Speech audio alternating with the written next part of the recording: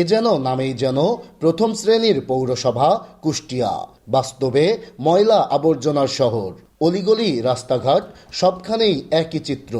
দেশের অন্যতম সুন্দর শহরের তকমা খ্যাত ৪২.৭৯ বর্গ কিলোমিটার আয়তনের এ পৌরসভার ২১টি ওয়ার্ডেরই বর্জ্য ব্যবস্থাপনার বেহাল অবস্থা।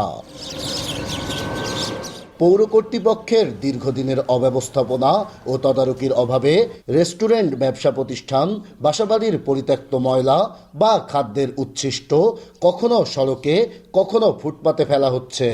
এতে ছড়াচ্ছে চরম দুর্গন্ধ ও রোগ জীবাণু। পাশাপাশি নষ্ট হচ্ছে শহরের সৌন্দর্য ও পরিবেশ।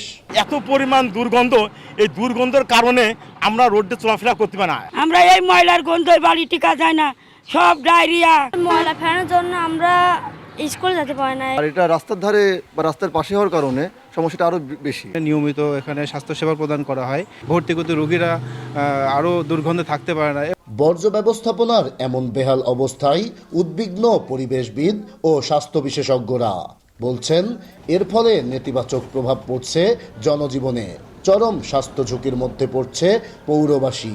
পরিবেশের এমন কোনো পর্যায় নাই যেখানে এই পচনশীল বিষয়গুলা ইফেক্ট করবে না। সবচেয়ে ভয়ঙ্কর হচ্ছে স্বাস্থ্য।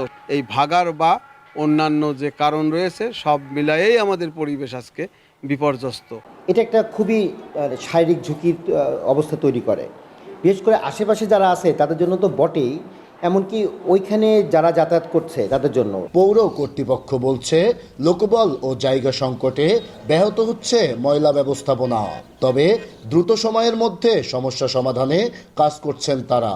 ৪৫ থেকে ৫০ মেট্রিক টন আমাদের ময়লা হলো উৎপন্ন হয় শহরে, বাসাবাড়ি মিলে। কিন্তু আমাদের গার্বেজ ভ্যান ধরেন, আমাদের সক্ষমতা ধরেন, লিমিটেশন সব মিলিয়ে আমরা ৩৫ থেকে ৪০ টন ময়লা এটা আমরা নিষ্পত্তি করতে পারি। কুষ্টিয়া পৌরসভায় প্রায় ২,৩০,০০০ মানুষের বসবাস।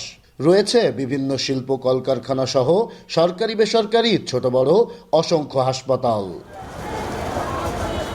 নাহিদ হাসান তিতাস, দেশ টিভি, কুষ্টিয়া।